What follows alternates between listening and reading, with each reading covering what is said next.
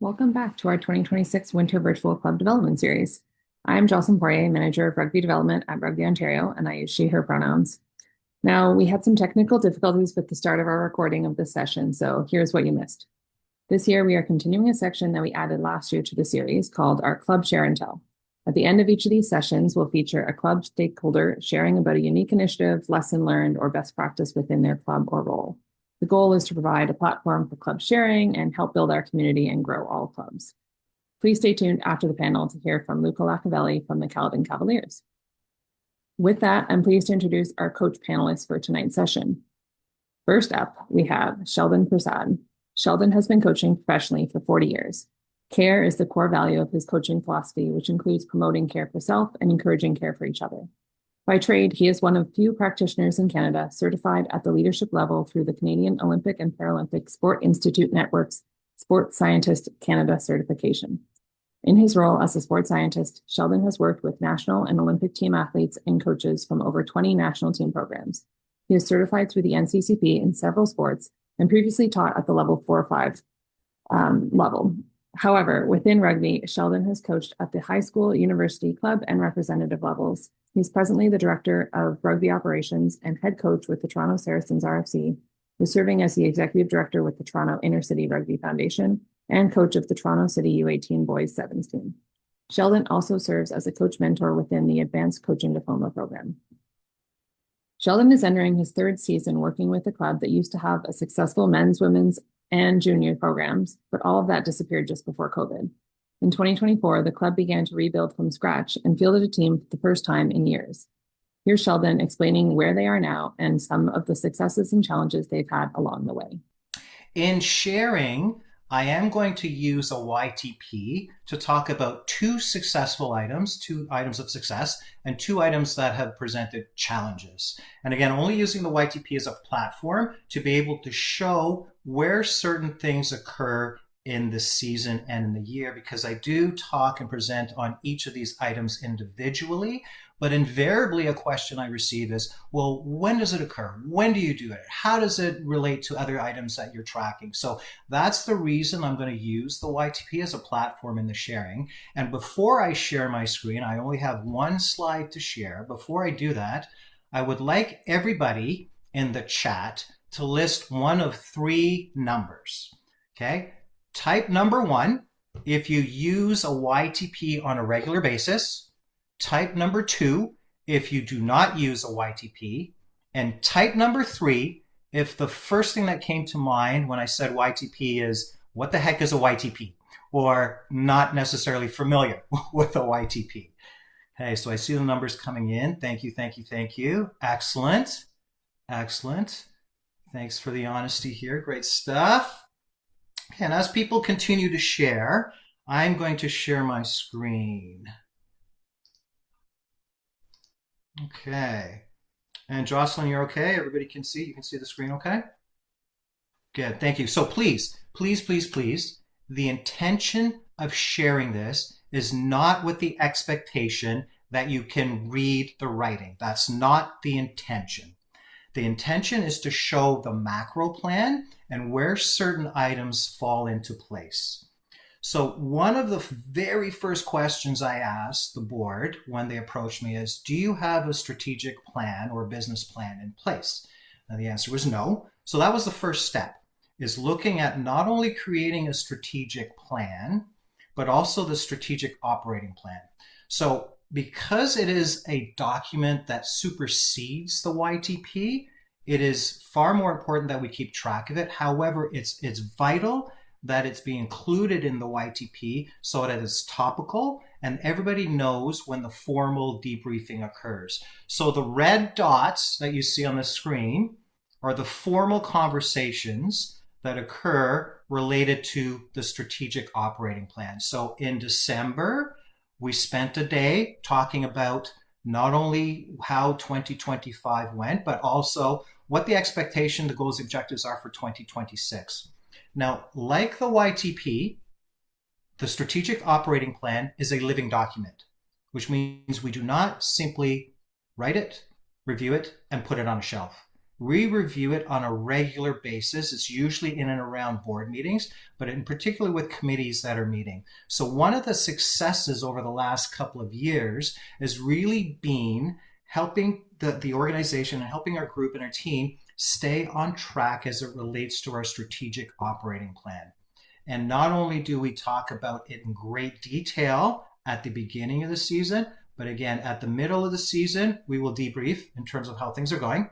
And then at the end of the season, again, we will have a full debrief in terms of how things transpired, which again will inform 2027. Okay. The second item that I'd like to share that has been tremendously successful in this coaching journey and working with this club is every single player is asked 5 questions. Okay. 2026, they're going to be asked these 5 questions 3 times throughout the year. So the dark blue at the bottom are when those meetings are going to occur. In 2024, it occurred once. In 2025, it occurred twice. In 2026, it's going to occur 3 times. And the 5 questions are, here are the first 3. What are you enjoying? What are you not enjoying? What do you want to change or modify about your rugby experience? Okay, so those are the first 3 questions. The 4th question is, what are your 1 or 2 personal development goals? And the 5th question is, what are your 1 or 2 goals that you are going to focus on that's going to help the team? And again, each one of the players involved with our club goes through that process. And it's important to understand that their answers help to inform the balance of our YTP. If you'll notice, the first half of the YTP is all filled with what our goals and objectives are. Each one of these phases informs every single practice plan. However, and this comes to one of the challenges in working with a YTP, and one that I've experienced and one that I've seen in different iterations over different sports, is creating a YTP before having an understanding of the individuals that you're working with. At the developmental level, I need to include the factors of level, skill, ability, experience, and what their goals are. And that will help. You can see this part of the YTP is still blank because we have not had our formal first goal setting session yet. So once we have that, then we'll be able to start filling in the balance of our YTP, also informed by our opponents and who we're playing every week. So the schedule was just released 2 weeks ago. The first half of the schedule is released. The second half of the schedule is still undetermined. It's based on performance. But the reality is, and here comes the second challenge, and it has to do more with my failing and my shortcoming, is I am a fairly anal person. So not having all of the information is sometimes problematic for me. And especially working in high performance, this is a very simplistic YTP. In one sport that I worked with, over 4 quadrennials, 4 different Olympic Games, it was very detailed for the entire quadrennial, all 4 quadrennials, having training load, training volume, psychological metrics, metrics in terms of health. And that was very detailed, very intricate. That's not the case here because this is a developmental program. Winning is not our primary goal. It is not. Development is our primary goal. And our primary objective with this club is to get as many of the players on the field experiencing playing rugby as possible. Of the 58 individuals that we had registered last year, 22% of them were either new to rugby, never played before, or coming back after at least 2 years away from the sport. So again, it's all about developmental. And the way we treat our practices, the way we treat our selections, the way we treat our substitutions is all predicated on the desire to get as many on the field as possible. Again, we don't have high performance outcome expectations, but we do have high performance behavior expectations. So some of the things that we do focus on a regular basis, and I do lecture on this with the team and create videos, is are they training well? Are they sleeping well? Are they eating well? And are they thinking well? Because those things have far more impact on the things that are more important to them, which is work, school, family commitments, than rugby. Rugby is way down on the total. Rugby is the outlet that should be, needs to be fun. So that is one of the reasons, if you remember the first two questions every player is asked, what are you enjoying and what are you not enjoying, are absolutely critical to the experience that every single player goes through.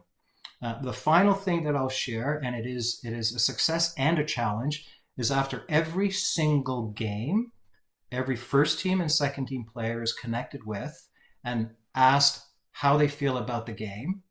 And everything is related not only to the YTP, but also is related back to their personal development goals and also the goals that relate to how they are contributing to the team. So again, doing that and going through that process, what I've found over the years is it definitely gives them more ownership to the program, and at the end of the day, more enjoyment. Because for us in a developmental space, it needs to be fun. That is it for me. Thank you very much. Jocelyn, I will turn it over to you. Awesome. Thanks, Sheldon. Yeah, if anyone is trying to read that, get your microscope out and get in there. So what questions do we have for Sheldon quickly before we move on? And if we need to come back later, that is perfectly okay, but have your chance now. What would we like to ask of Sheldon? Hey Sheldon, Rob here. You can hear me okay? I can hear you perfectly. Oh, excellent. Awesome. Awesome. Yeah. So just curious because you mentioned that those big five questions you're asking three times throughout the course of the season. Correct. Yes. Okay. How do you kind of break up those times? And once you do ask those things, let's say mid-season, how do you make those adjustments once you get that feedback? So what follows those meetings is a coaches meeting in terms of relaying to the coaches that are helping within the program so that everybody has a mind on what their personal goals are and also what's going to be more enjoying for them. So there's a little bit of a debrief after all of the information Mhm. is gathered so that the coaches, myself and the coaches are sort of primary in being able to deliver on what their objectives and what their goals are. So there is a debriefing process after that. Okay. Understood. Thank you. Sheldon, we have one in the chat here. Is it possible to get a template for a YTP? Absolutely. And I think this is where I'm a massive proponent of the NCCP and taking as many courses as possible. I know we're all volunteers, but the reality is if we're going to offer the best coaching experience for the individuals that we're working with, regardless of the age, the level of the experience, I really think people should look at as much of the NCCP as possible.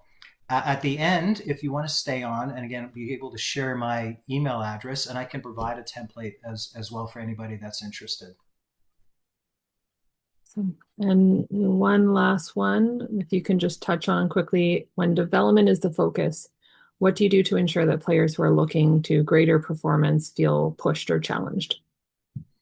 Great question. And we do have that situation. We're dealing with all ends of the spectrum. So, what we tend to do, especially last year, is we'll do extra training sessions with them that will focus on specific skills that they're working on. So, for example, our fly half last year definitely had more performance desires. So I would meet with him at 5:30, practice start at 6:30. So we would work on specific tactical kicking techniques, but also looking at representative honors and opportunities. So being able to go on to other clubs or other practice sessions where they're experiencing an environment with like-minded individuals. Great. Thanks, Sheldon. Okay. Leanne, you're up. Leanne Naprakowski is an inclusion teacher in the Ottawa Catholic School Board. She's the president of the Canadian Jacks Unified Rugby Football Club and the director of rugby and senior men's coach at the Ottawa Ospreys RFC. Her goal is to help people from all walks of life, backgrounds, abilities, and experience levels to get involved in rugby. Leanne is also a World Rugby coach educator and leadership and management educator, helping to develop the next generation of coaches and leaders. And she is also one of Rugby Ontario's lead coach educators and sits on the Coach Development Committee. Over to you, Nappy. Thank you very much. Yeah, Leanne Napierkowski in the real world and Nappy in the rugby world. So most of you may know me from there. I'm going to share my screen. Am I? I don't seem to have the ability to share now, Joss. You should still. No, that's okay. We can go without it. We will pivot. So I love a lot of the stuff that Sheldon just brought into our world because I think coaching in general, no matter who's in front of you, you're coaching with curiosity, and that was the theme of what I'm looking at. Neurodiversity is not something to be feared and not something to manage. What we often think of, I think, in the inclusive world is with my group, the Jacks, we think of mixed abilities rugby over here, and we think of neurotypical rugby over here. Every single one of their clubs within this province has someone who's neurodiverse on their team. And I get a lot of coaches asking questions. What do I do with that person that asks too many questions? They're challenging me. They're constantly disrupting my practice. They're not paying attention. They're all those things that make things a little bit more difficult for us as coaches. I think we have to look at the person in front of us and then address what we need to do in order to make our world the best world we can. So some assumptions that we get, autistic people don't like team sports. Absolute rubbish. Autistic people can't play contact sports. That's rubbish too. You have ADHD, you can't focus. Not true. And I should make practice easier. If someone is neurodivergent on my team, I don't have to challenge them. I'll just, I'll include them. I'll be nice. They can be the water boy. They can be the water girl. There's lots of different ways that we can do things. So if we think about communication, there's a lot of diversity within the world of inclusion as well. So person first language is sometimes the right choice, but not always. So ask the athletes on your team, do they prefer person first? And by that, I mean a person with autism versus autistic person, or a person with ADHD versus ADHD athlete. Do your athletes need repetition in the directions that you've given? Do they need an actual demonstration of what you've done? What do your explanations sound like? What do they look like? What do they feel like? And I think the biggest one is, how do you allow for processing time? When you give feedback, or when we're in this world of asking questions, and we're all encouraged to do that as coaches, silence is scary. Do we allow that processing time? Do we allow our athletes to have that time to think about what they need to do and need to respond to? So big thing that I'm a huge fan of is seeing the ability. So we focus on the strengths of the athlete. We tap into those strengths in order to help the team. Universal design in the education world is to plan for sometimes the weakest person or the neediest person in your classroom, and that helps everybody. And I think that's really helpful in a club sport as well. How do we support our players who may seem like they're avoiding activities? Sometimes they'll withdraw themselves from a drill. Why? Did you ask the question? Did you just assume that they're soft and they didn't want to be part of it? Ask the question maybe later. Something that Sheldon addressed earlier was about asking questions to his players. And I always give an intake form on my neurotypical high school team. And this year I had 3 athletes identify they had learning disabilities. I wouldn't have known that had I not asked. So some of those players on my team may have seemed like they weren't paying attention. Some of them might have seemed like they can't understand the directions I'm giving. But now that I know that information in advance, I am going to structure things a little differently in the way that I deal with them and help them along in their journey. Some of the buts, we always get these, but my training environment's too loud for a neurodivergent person. But the athlete is only mildly autistic. I've heard that a few times, but they need to just focus better. But the athlete won't make eye contact with me. That's disrespectful.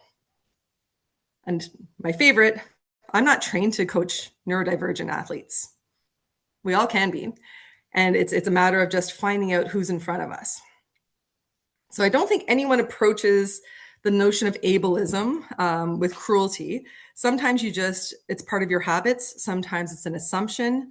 Sometimes it's something you haven't thought of before. And I think the death of any club or any organization is the statement, that's the way we've always done things. If we don't think that, and if we don't poke ourselves with new ways of approaching athletes and new ways of approaching how we coach, I think we're dying as coaches. I think we really need to examine that. So what do we need in an inclusive culture? We need some awareness, explicit communication. I've learned this in my role as an inclusion teacher. If a student walks in and I say good morning and they did something that I thought was good and I say good job, well, is it good job because I'm breathing? Is it good job because I walked in the door? Is it a good job because I sat down? What was the good job? And that's for neurotypical and for neurodivergent athletes. What kind of feedback are we giving? I'd encourage all of you to question norms. What you think you know, you probably don't know. Ask the questions. Question what you think you know. And then challenge subtle exclusion. People that don't invite someone in because they think they're a little bit different. You'll see it within your training sessions. Try to exclude the exclusion. So inclusion in a nutshell, it just begins with noticing, looking around your environment, trying to figure out what is not there, what needs to be there, and how we can support those athletes who are there.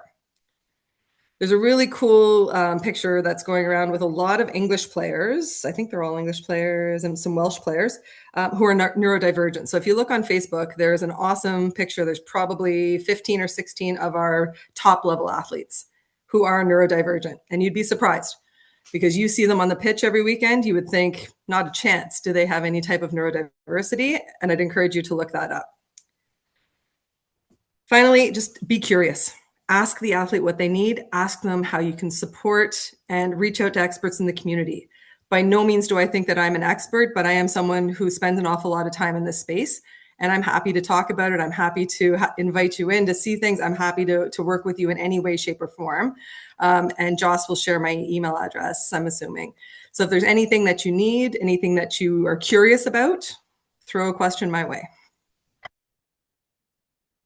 Okay, thanks, Nappy. Speaking of questions, what questions we have for her right now? Hey, Jocelyn, it's Bryce. I'm trying to look for a hand, but I'm speaking anyway. I just want to point out, thanks, Leah.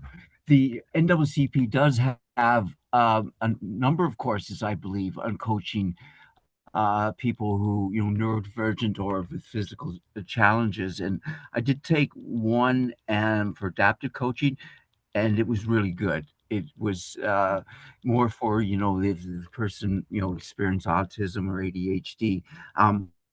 Wasn't some airy sort of ambiguous course. It was really practical.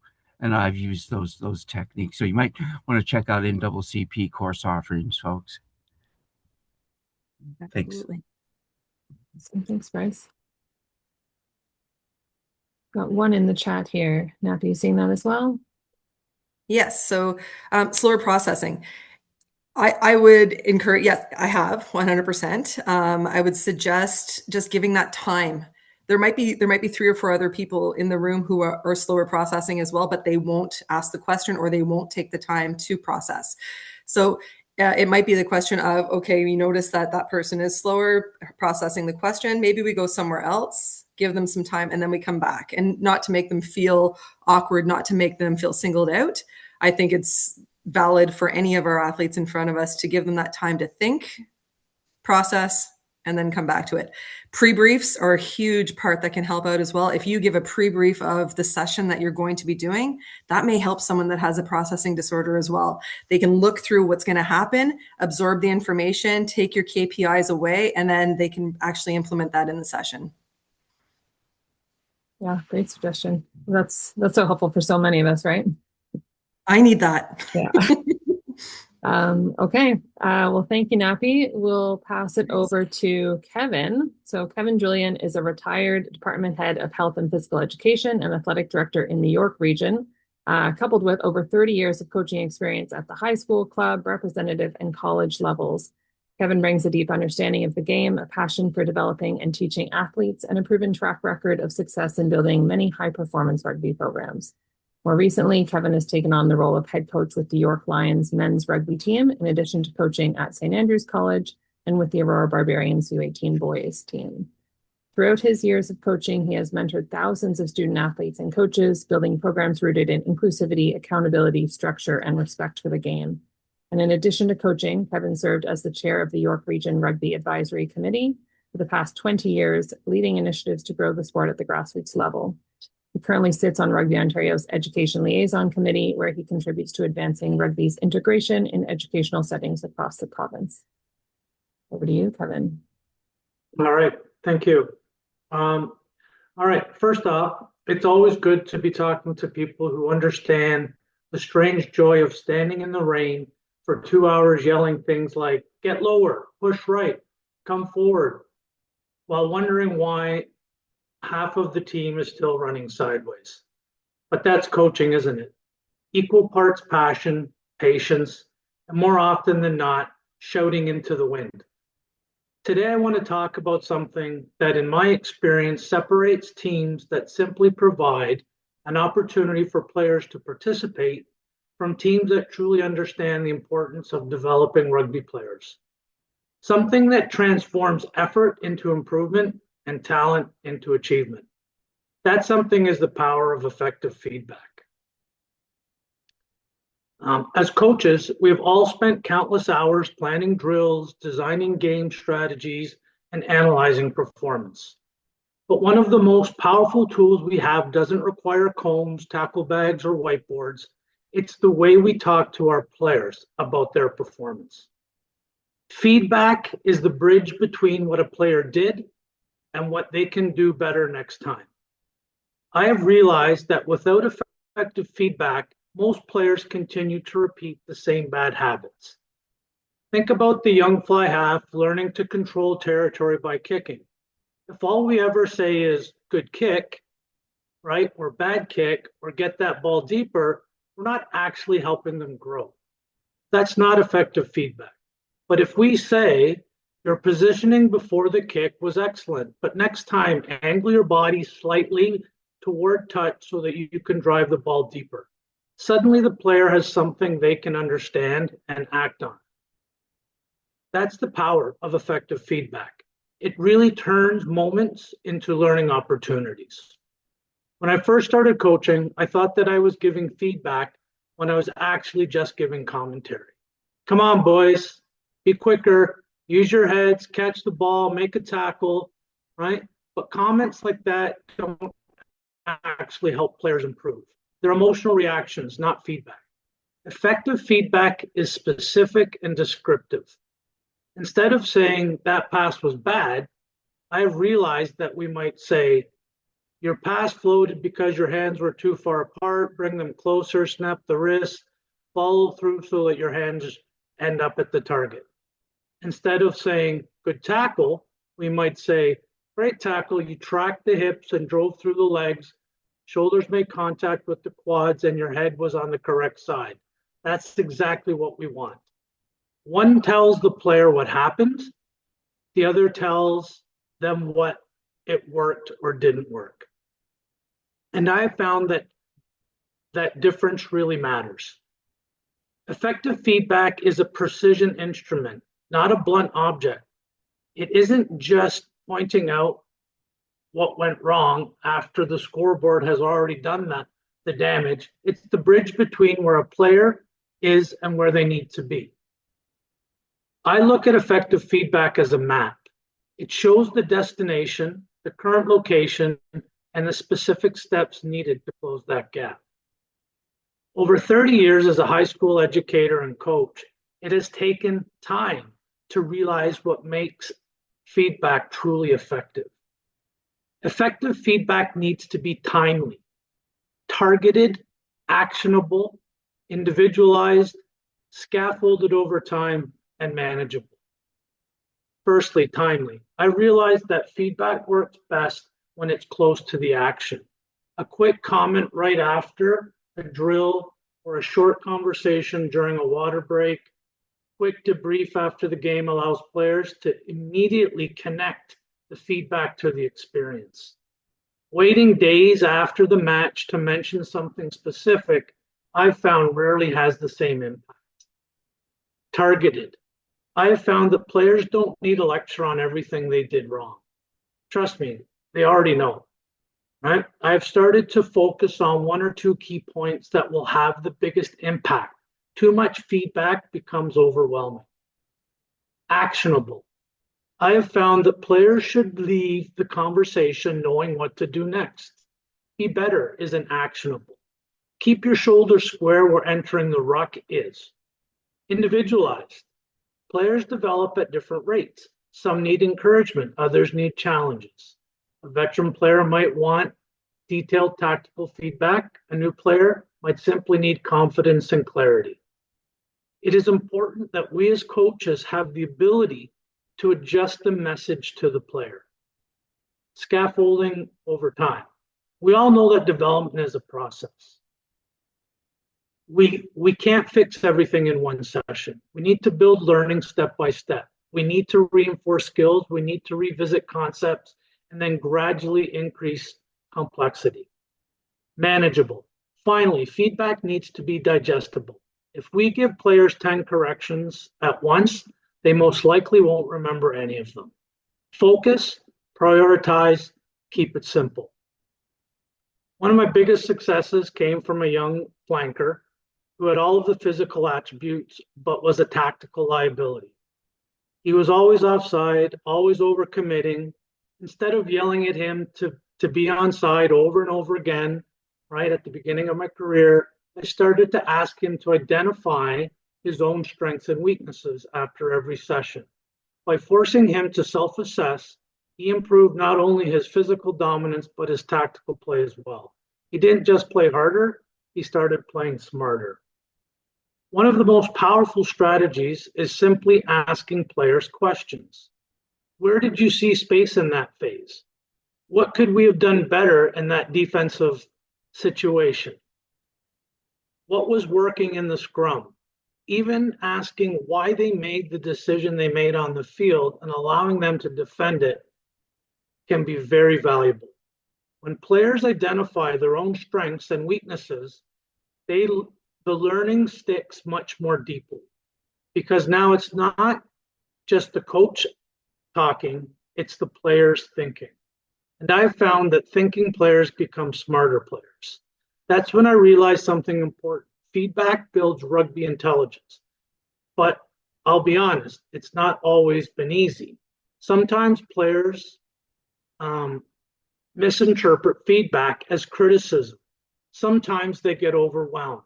Sometimes, and I know you've all seen this, you give clear feedback, but the player immediately does the exact opposite. Coaching keeps us humble. I found that when feedback is consistent, respectful, and focused on improvement, players eventually trust the process.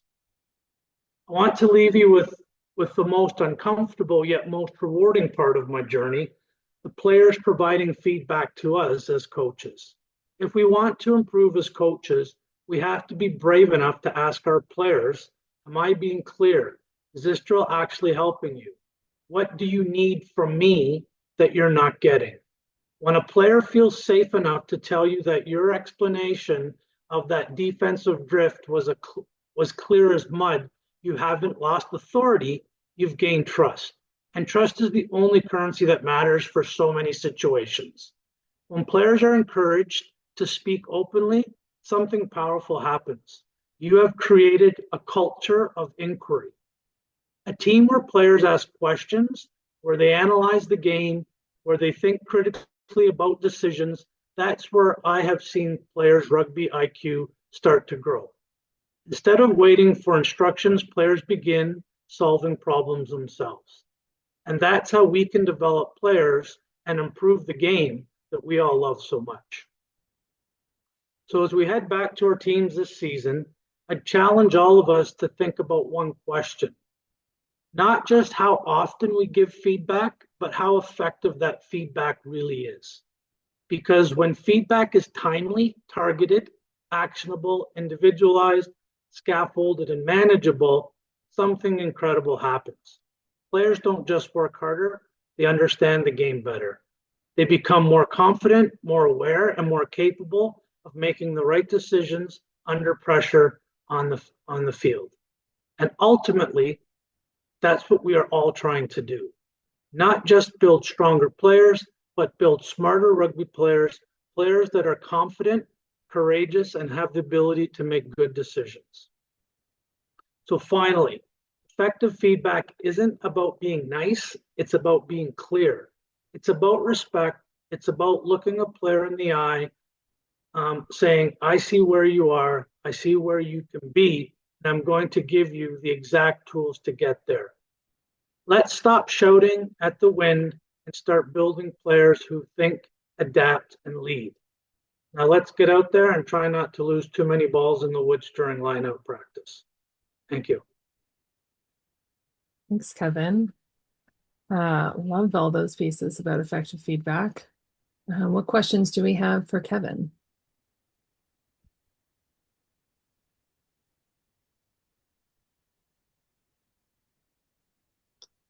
Bryce asking just if you have any notes you can share, Kevin. If you have, like in what types, what kinds of notes? Sorry, the list of your feedback criteria. I was taking notes, but I'm not that fast a writer. But I loved it. It was great. Yeah, very practical. Okay, well, I think it is being recorded, but 100%, I can jot down in the chat those characteristics. Yeah, just the main points, if you don't mind, because I know I missed some, Kevin. Thank you. Yeah, no, for sure. Thank you. Thanks, Bryce. That's awesome. Thank you.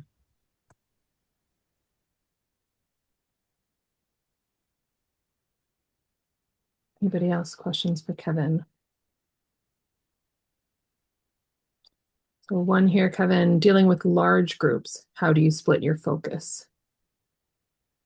Yeah, I think that,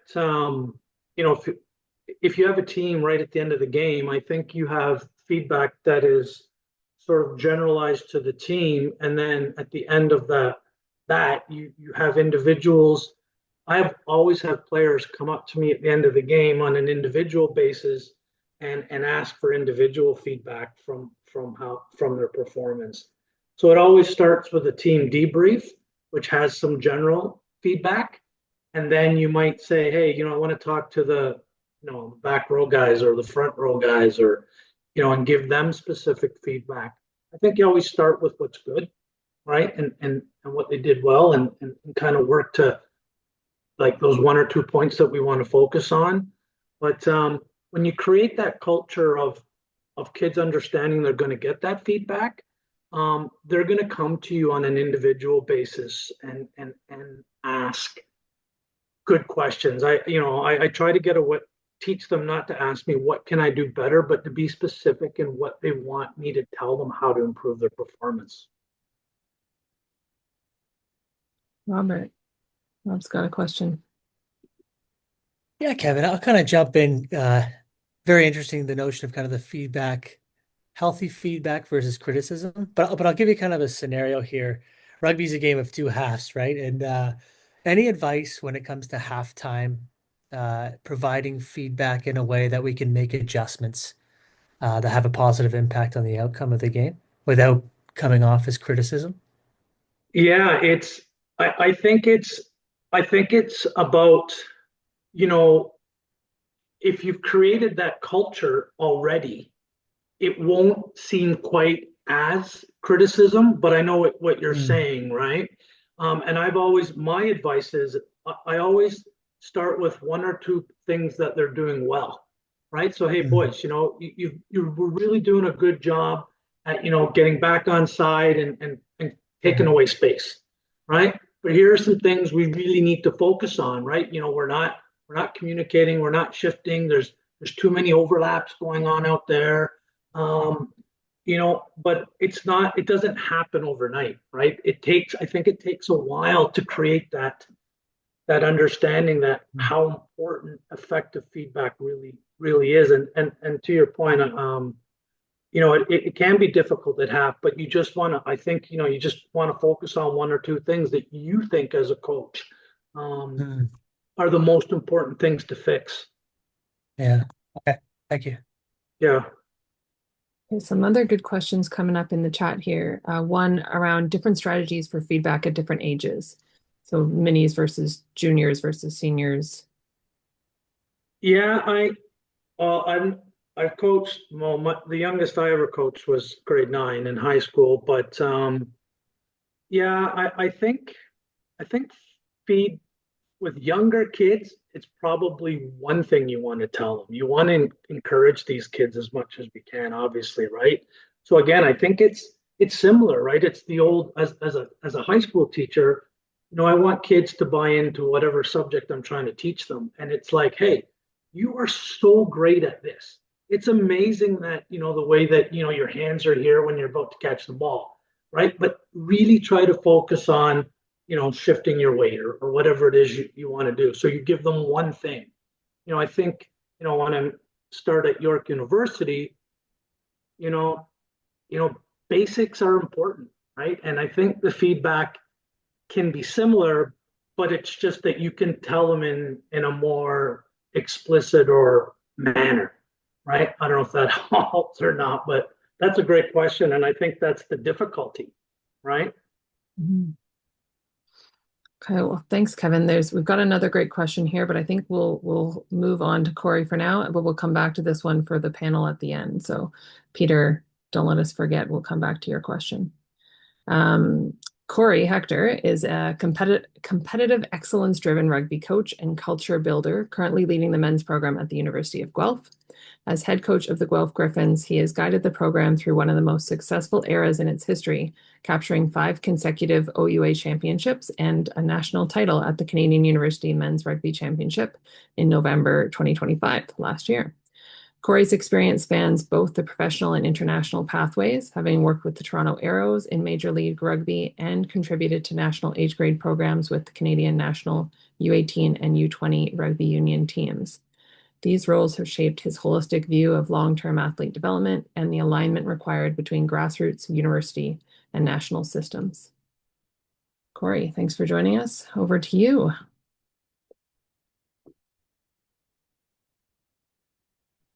Sweet, thank you.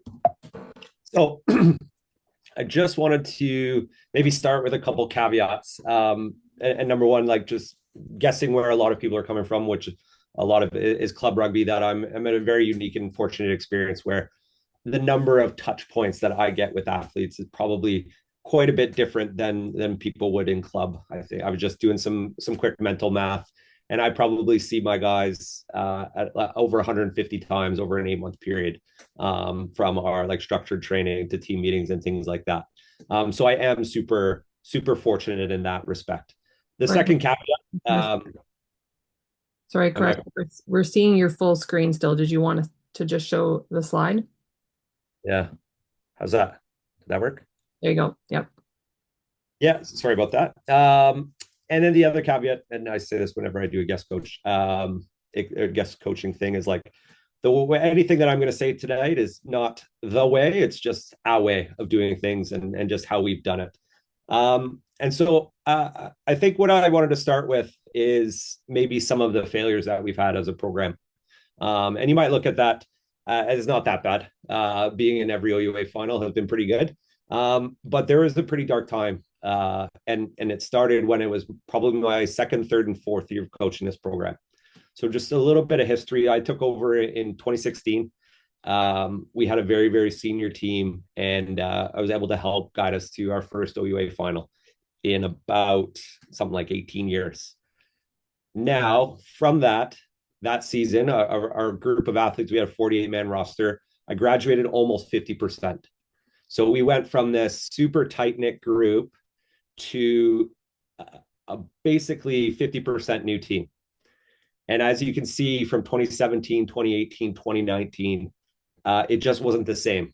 So lost in every OUA final. Some of them was, I think probably our worst one might have been 2018, where we lost by 40 or 50 points in an OUA final, and then went on to 7th place finish at nationals. There's only 8 teams there. So we won 1 game. I think what I learned then, and now certainly reflecting back, is I took the culture that we had in 2016 for granted. Because it was such a strong and connected group, they really drove a lot of the culture. And me as a first-year head coach, I felt I almost just let it happen. I let them drive it, and it was a great culture. And then what happened when all of those senior players graduated, those players were maybe looking to me to drive the culture, and they didn't have the experience to drive the culture for themselves. And so while we were still being reasonably successful, we had a bunch of problems. I think the 2018 year, I had to bench 11 players in a national seventh place game. We only carried 26, so it was the maximum I could bench, because of something that they decided to do at the hotel that I felt like went against our team values. 2019, it started to get a little bit better. But truthfully, we see there's a gap in obviously those years. Probably the biggest change for our culture happened during COVID. And we were super fortunate with that. We needed like a reset within our program. And while COVID obviously is a time that we all probably want to forget, it came at the right time for us. So going into the COVID, we were lucky in the sense that we did have players at university and we were able to still run a program, albeit there was no competition. Our training environment looked very, very different. You know, we had to train in multiple groups. We couldn't train more than 2 to 3 times a week. Even in the gym, there could only be 8 of them at a time. But what it did, I think, was as a result of COVID and the rules that were put in place, it created really strict behavioral rules. And so, and from that, I believe some of the pieces that we started to contribute to our culture were born out of those strict rules, because there was so much information or so much tracking required for who was in the gym, so much tracking required for who was on the field at any given time. Players couldn't move around. Players had no flexibility. And not that I say like we're running a regime here, but what it did was it made us really make that a point of emphasis within our program, and we started to understand who was contributing positively to our culture and who was not, maybe who was taking advantage of our culture, finding reasons not to do things. And then I think it also really developed this idea of like, you can ruin something for the rest of the team, because as I'm sure you all remember, if kind of one person got COVID, everything was shut down. And so there was a lot of onus on the players to be intentional, to be smart, to be completely for the team, because we recognized that we were privileged. I think during that time as well, because so much had to be done online, we became more intentional in our meetings around like our cultural development. We started spending a lot of time on it, and that was something that I believed I neglected in the past. We were fortunate that we had some at that point grown like a few really strong leaders, and probably it was just a one person captain, and he was such a strong leader that it was just up to us to support him. But then we also brought in a group of really young, confident players who were empowered right away to have a voice, to lead even as first years in that COVID year. And that group of players, from that one really strong captain to that group of young players, just helped change the dynamic in our culture. And we needed to lean into it quite a bit and work with them, that group and the whole team on developing, you know, a strong set of non-negotiables for both the players and coaches, and a strong group of values. So our current state now, I believe it's a culture that you can sense. And what I mean by that, and I'm sure everybody's been in these environments, is like when you walk into a place, when you walk into a training facility, when you walk into a gym or an office space, you can tell whether it's a good culture or a bad culture. And I think like a great culture, it becomes very, very apparent. I'll tell you a little bit of a story about that in a second. I think our biggest pillars, and it's no real surprise, it's about hard work. It's about high levels of accountability, specifically to each other. The players hold each other to extremely high standards, and they don't let anybody deviate. And again, we've made hard calls before. When players deviate from our values or from our standards, you know, there's consequences. Our starting flanker one year, I think in 2023, he was started to take a bunch of penalties. Then he turned on his teammates, and it was becoming the pattern of behavior was being was escalating. And I talked with senior leadership, and we benched him for a a quarterfinal, and could have been his last game if we had lost. But the leadership supported it. He understood what he had to do to ingratiate with himself with his teammates moving forward, and was excellent for us in the last 2 games of the year when we gave him an opportunity to get back into the team. I think the other thing that our program does is we celebrate each other's success. We do, I know it's probably a little uncommon and sometimes it feels over the top, but we do a jersey presentation for our first 15 every single week, or our first 23. And when a new player, a first year, maybe it's a third year who's finally cracked the roster, the boys go crazy for it. And so it's just a way, because it is such a competitive environment, it's a way to celebrate everybody's success each week. And then this year, with like the idea of continuing to be intentional of what we do, we had a little like Marvel action figure theme. And so everybody had to share their origin story. And it was about whether it be how they got into rugby, how they ended up at Guelph, people that inspired them. And while they started fairly surface level for the first week or so, as people felt more comfortable, we got into some really deep conversations with the team. And so the last bit was just we sort of co-created our values, we drove it by the players, and we supported it with the coaches. So as I sort of wrap up, there's few pieces, and like I mentioned about the culture you can feel. This year we tried something. We hosted an open training night, so any coaches from the community from around Ontario were able to just come and be on field with us, watch our training plan. They all got the training plan beforehand. They were able to be on field, listen to debriefs with players. We also were able to go out for food and drink afterwards, and we were able to solicit feedback from the coaches just in terms of what they saw.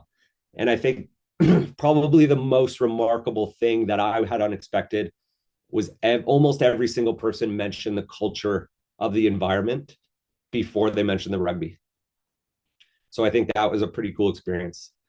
The second one that I found was pretty awesome this year. A super quiet first year, played mostly second team, played one game of first team this year. Just in a training session later on in the season when he'd grown a little bit, feeling comfortable enough to call out an upper year player who wasn't meeting his expectation or wasn't meeting his roles. And I think when young players feel empowered to do that, it starts to become a great culture, and nobody takes things personally in our environment. It's people are all pulling in the same direction, and that he felt that comfortable was like a really proud moment for me and our program. And the last one is dice rolls, and so our guys have every week there's a sheriff, and if someone did something, they might have to bring in a bunch of baked goods for the guys or whatever, and they manage it pretty well on their own. And so I checked in with our captain this year, kind of 6-7 weeks into the season. I said, like, is there anything I need to worry about? Anything I need to be concerned to anyone? And he said, Corey, honestly, he's like, we're just starting to make them up at this time because nobody's doing anything wrong. He's like, we had to ding someone for he didn't wear black shoes to the post-match. He's like, that's the most we could come up with. So the fact that everybody was so bought in to our standard, to our values, and adhering to our non-negotiables, I think was just demonstrative of the leadership of the group. So just as I wrap up, my key learnings, I think the biggest one is talking about culture is not the same as developing culture. I think a lot of places I'm sure we've worked in different places. I'll even, the University of Guelph Athletic Department has a, core values and a culture, but I've never been a part of that conversation. We've never talked about it in the 10 years I've been there. And I think that's sometimes what happens is, culture is sometimes things that get put on the wall, or values or things that get put on the wall. But if you're not constantly cultivating it, talking about it, reevaluating it, I don't think it is developing culture. I worked hard with the players, co-creating our values and non-negotiables, and then not compromising on these things. So having to make tough calls with players if they strayed from our values and non-negotiables, but everybody contributed to the development of them. Everybody agreed on them. And so it was important for me not to compromise on those things. Now, again, it's not being rigid, because we will reassess constantly. Probably 2 times a year we'll reassess. We're not going to go through like a full revamp, but we'll reassess and adjust at appropriate times within the season. And then I put the last one because I feel like sometimes this could maybe be controversial. And again, it's just my belief. I personally in our program don't feel the need to to redo our values annually. And again, maybe everyone won't agree with me. However, I use our values as a strategic filter for the people that are going to be coming into our program. And so if I was reevaluating our values every single season, I would have a hard time recruiting the right people to our program, whether that's players or staff. And so that's just sort of how we've done things. And the last one, just because we're fortunate enough to work with like a company that measures culture. This is our latest report, and you take it with a grain of salt because it was done right after we won a national championship. But I think some of the really cool things that stick out to me are our psychological safety scores ranked over 91%, respect within the program ranked 92%, enjoyment ranked 94%, teamwork accountability in the 90s. And so this was just a huge tool of validation for us. We also use this tool, and we start when we look at, the last one was on feedback from Kevin. We went from an 85 to 89, and so that'll be something that we continue to work on, while still trying to push the other ones higher, but really try to get everything in the 90s. And we use this twice a year as a check and balance for our program. So that's it. Very cool. Thanks for sharing that, Corey. Quick question here in the chat already is, what were your non-negotiables? Thought I might get this question. So this year, just like commitment, and one of those things is not just like, so I think there's commitment and compliance. And so one of the big pieces that we talked about was like for the gym, for example, not just going there because you're told you have to be 3 days a week, that we have to be constantly pushing for gains.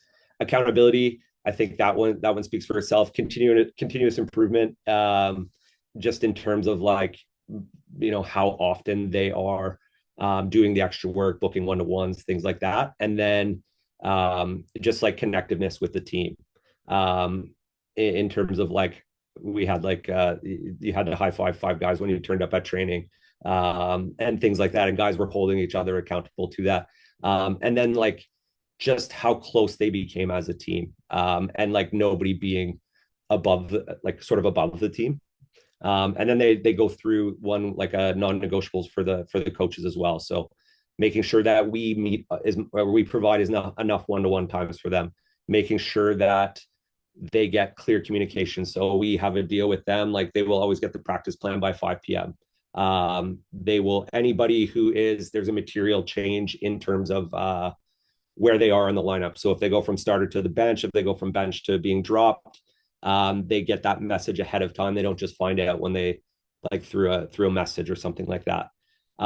They hold us to the same standards. So like our engagement. So if we were late for some reason, we would have to roll the dice too. So they hold us pretty accountable there as well. Thanks. James, you got your hand up with a question.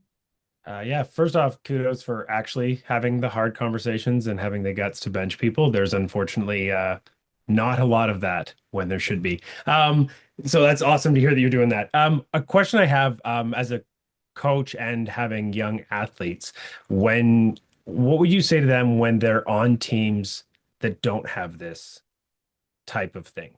When you have kids that are in a high performance pathway or part of a team, that they don't have the opportunity to be on a different team because it's a provincial team or something like this. And then they go to an event and it's unfortunately not the way it should be. And the accountability isn't there in the players, and it's not there in the coaches to actually call out players and create a standard that should be. What would you say to them to kind of help them in that part? Because I know it's tough. Yeah, no, for sure. I think it's a tough question, but I think immediately, Sorry. I think immediately where my mind went is a lot of these things, like if it wasn't intrinsically motivated in the players anyway, they would all deviate from our established standards. So we need to an extent, like they all need to want to do those things. And so I guess what my response would be like, despite maybe some of those things that could be lacking, these younger players, they can still control themselves in the way they behave and hold themselves accountable. So, whether it be how they do their recovery, how do they do their match preview, how do they eat, how do they sleep, they can bring all of those behaviors that they feel that they're looking for, they can start living those things. And I think, I think more often than not, if that like one person starts to do it and then like slowly you bring other people along, I think more people get on board. But I would say, the one thing that they can control is themselves. And then, to maybe what Kevin said earlier, like at some point we can challenge people. We can ask more of people. And if that's of the coaches, it can be asking coaches like, what is our game plan? Like, can we see that in writing or whatever it is? I know my guys, like if I don't, if I'm behind on the training plan, like I get a message from somebody being like, are you going to get it out? And like things like that. I think those little things, it just starts pushing everybody to be better. Thank you.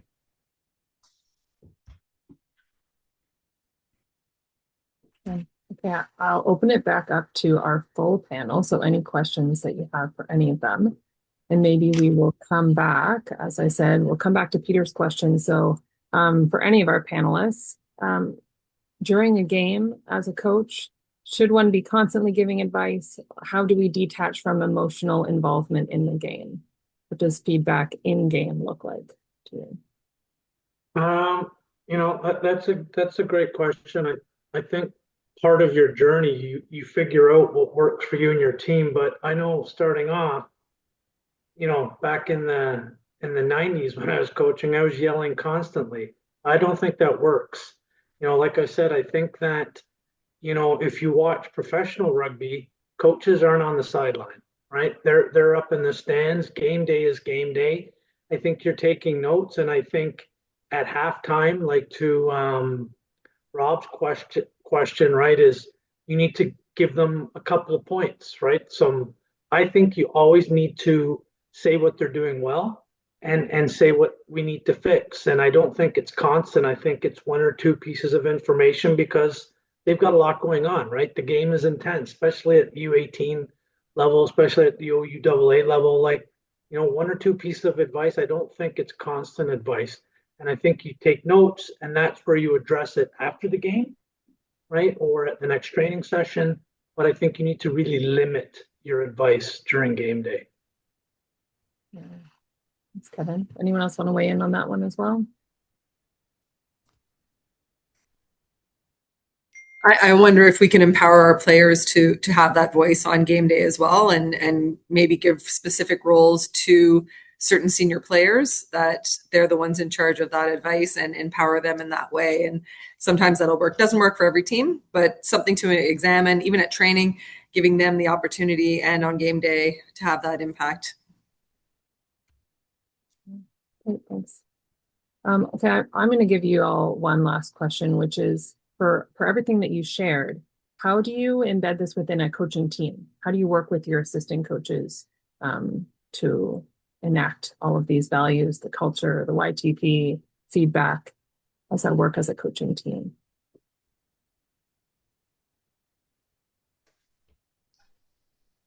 Okay, I'll jump in. Again, a YTP is a yearly training plan that essentially that in itself, it's a plan that everybody needs to be aware of. So it's a matter of making sure really that everybody's on the same page in terms of our direction. Each of the training phases have objectives from general to specific that inform the practice plans. But again, the reality is it's simply about creating a plan that everybody's aware of and that the players have bought into because their feedback is part of the process, but it's just helping to keep everybody on track and debriefing on a regular basis. Thanks, Sheldon. I think for me, it's in one ways it comes down to me ensuring that they are also doing that, and because I'm unique in that I'm full-time rugby at Guelph, and then they're all teachers, or one's a chemist, and so they don't have the time necessarily for some of it.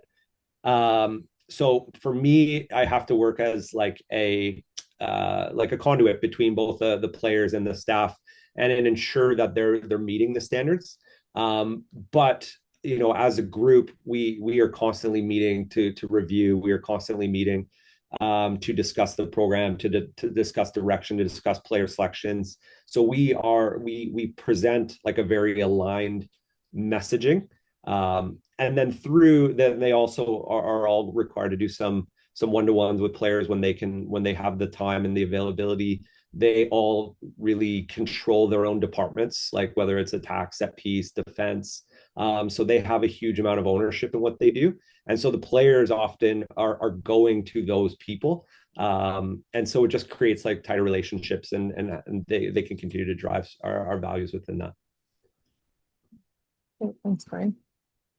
Yeah, I think that's good points, Corey. I think it depends the level, but I think it's about constant communication, right? And making sure, if you're the head coach, getting feedback from your other coaches in the direction, and as the head coach, setting that direction, but taking suggestions and direction from your coaches. One thing I like to do the end of each season is a stop, start, continue, right? So as a coaching group, you get together and say, okay, what do we need to stop, right? What do we need to stop doing? Maybe it's we're talking way too much at a training session. What do we need to start doing, right? Based on maybe feedback from the players, or from other coaches, or from any PD that we've done, and what do we want to continue to do as a coaching staff? And I find that works pretty well as well.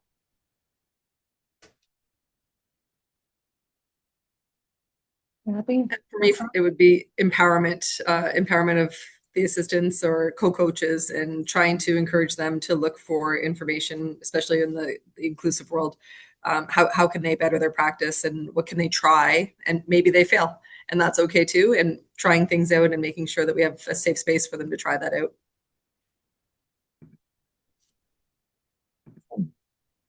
Okay, well, thank you all for our panelists. Stick around though, because we may come back to you at the end of our session. I've put the QR code up here, and I've just put the link in the chat as well. So for those of you attending and our panelists as well, make sure you click in on that. We'll leave it open till kind of tomorrow, so that you get your name and your NCCP and NCCP number in, and we'll make sure that we can get some PD points added to you for participating today. For now, though, we will move over to our Club Share and Tell. So we're so excited to have this back in our series. And tonight we've got Luca Lacovelli from the Caledon Cavaliers.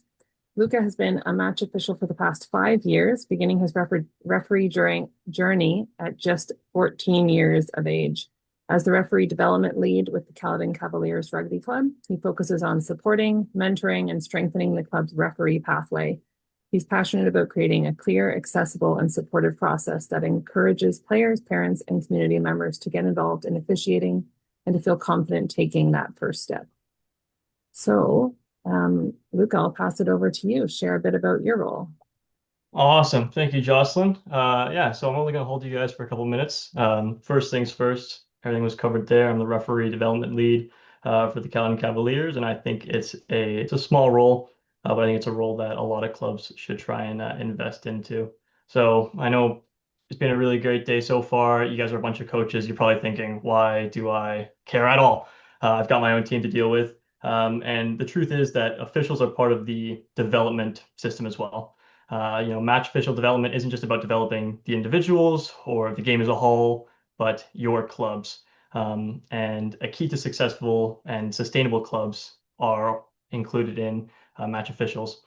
So I don't train the referees that our club tries to pick up. I have a very simple point A to B, and then they carry it on all the way from C to Z. Rugby Ontario trains them. I just identify and keep an eye out for interested coaches and players, and make sure the rest of the club keeps an eye out for them as well, and have them pinpoint to me and communicate with me. And I make that pathway to becoming a match official as easy as possible and streamline it. So the problem is that people don't know how to start. They are young players who don't know it's an option. The process can feel confusing, and clubs often wait until they desperately need referees, which plays a role into why you guys might care. I'm sure a lot of you had been, night before one of your big games and the referee drops out, or you find you don't have a referee, and that's just not a good feeling to have. And that's why you want to try and expand those pool of referees. So what I do is I just watch Rugby Ontario course dates. I promote them within the club. I identify those interested people. I've got a very small 4 or 5 page document outline that I send them over that just says, hey, you're going to go make a account for World Rugby Passport. You're going to do these 4 certificates. You can take as long as you want, submit them. You're going to make an account with Rugby Canada, and then you're going to apply to this course. This course is then, and typically once they go take that course, they're out of my hands. Usually the referees can pick them up from there, and they can get all the communication sorted to get in their first games.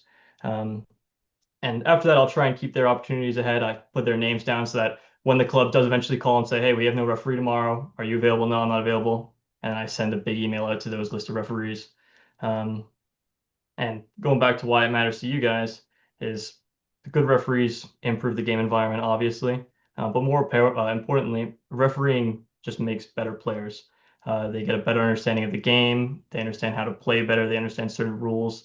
Whether it's your star player or someone who just sits on the bench, you can see them improve a lot just by realizing that was illegal. I had no idea, and it just gives them a much better grasp of everything.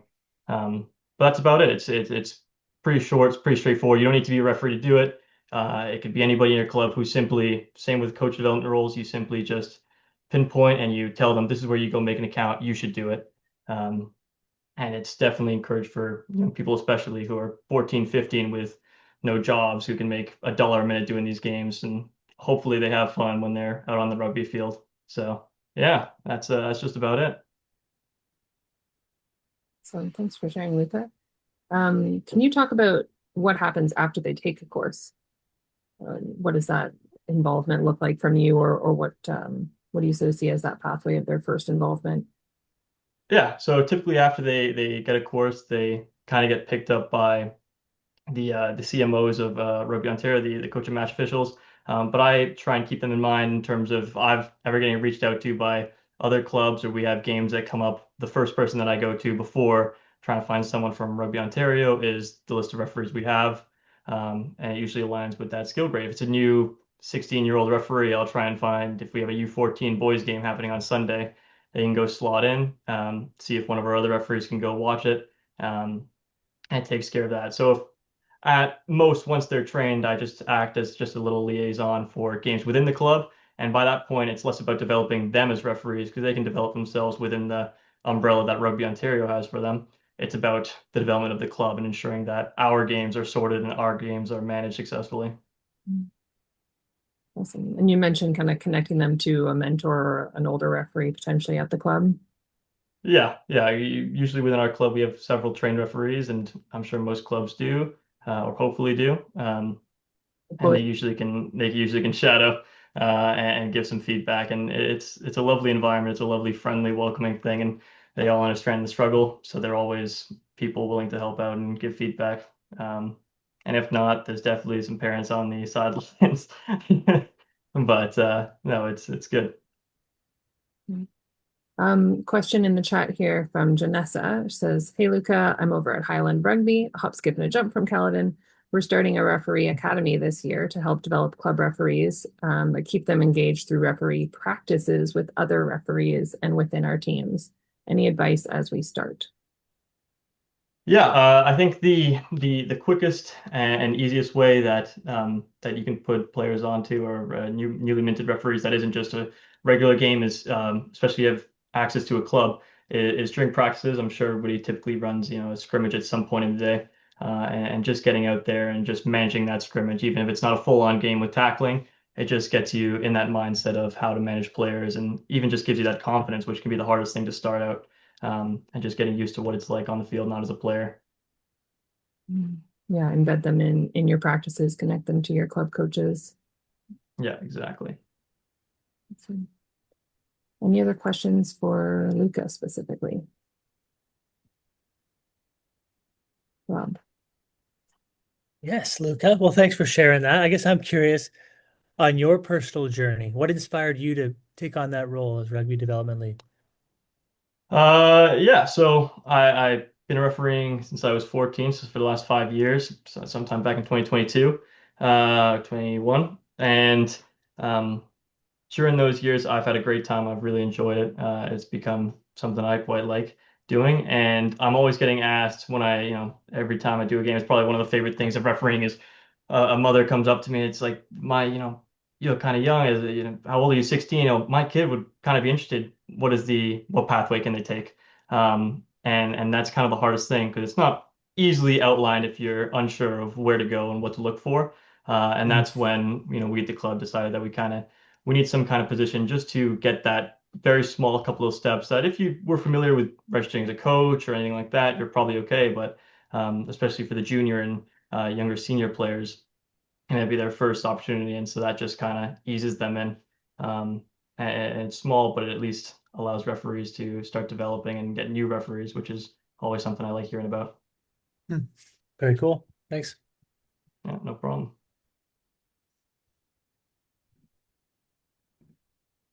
I think that's it, Jocelyn. Okay, So, we've got a few minutes if there's any other questions for Luca still or for any of our panelists.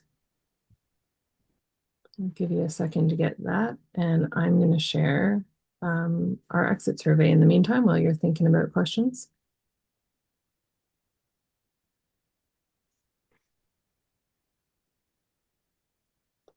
So I'll put this link in the chat as well.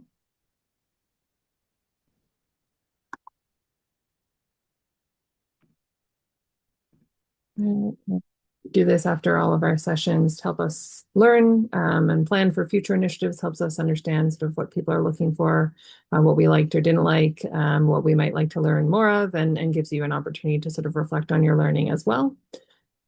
So if you can take a minute to fill that out, we really appreciate it. Reminder that this is recorded. Our recording will be posted. Now, I will note, I think we missed the first my first introduction. So if you're watching the recording, you'll miss a little bit of that, but all of our great content is in here, so not to worry. You'll be able to rewatch that both in the virtual portal and then it'll be posted on YouTube as well. And then just watch for registration opening up soon for our 4th session, and that'll be on March 30th. So 3 weeks today after March break. You've got time to get back, get settled, get organized. March 30th, we will feature Lydia Touch Cole. So she's the reference center manager at the Sport Dispute Resolution Center of Canada. And she'll be doing a session for us on conflict management to help navigate difficult conversations and foster a more collaborative sport environment.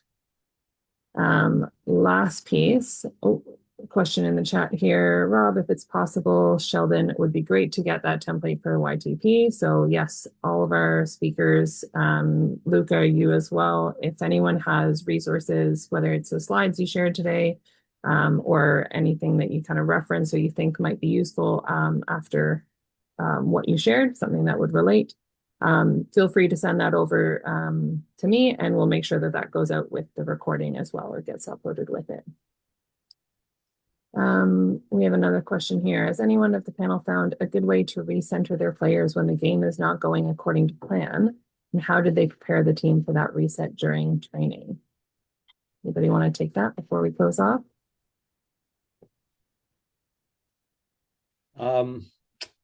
We use two sort of tools. One of those tools is I'm sure people have read about it. I think it was featured in Legacy, but it's like Redhead and Bluehead.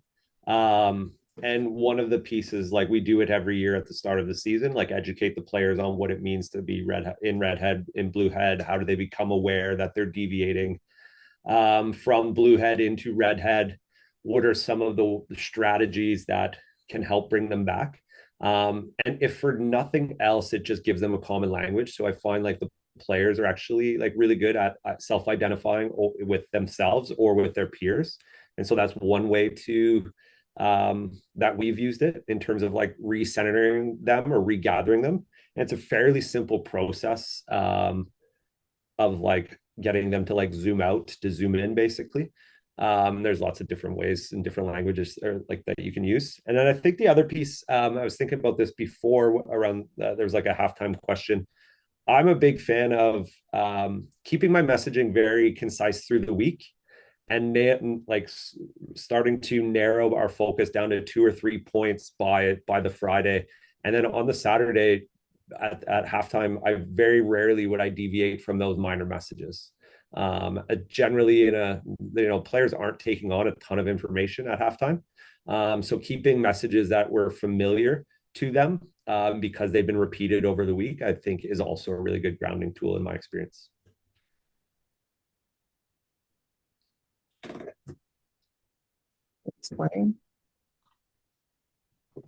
Any final thoughts from anyone? Going once, going twice. I've just posted in the chat as well. Reminder that this Wednesday, our rugby development consultants have office hours again. So Mark from 6 to 7, Liz from 7 to 8. If you're looking for a bit more club dev support, if you're thinking about these sorts of things, looking at introducing new programs or planning, these two are wonderful support for you, and they're looking for ways to help. So get in before they get busy. There's more info on our website there that I've linked, or reach out if you have any questions. Otherwise, just a huge thank you to everyone for taking the time today, right? To all of our speakers and to all of you for joining, listening, watching the recording, for asking questions. It was great to see, again, lots of participation, lots of engagement from our group.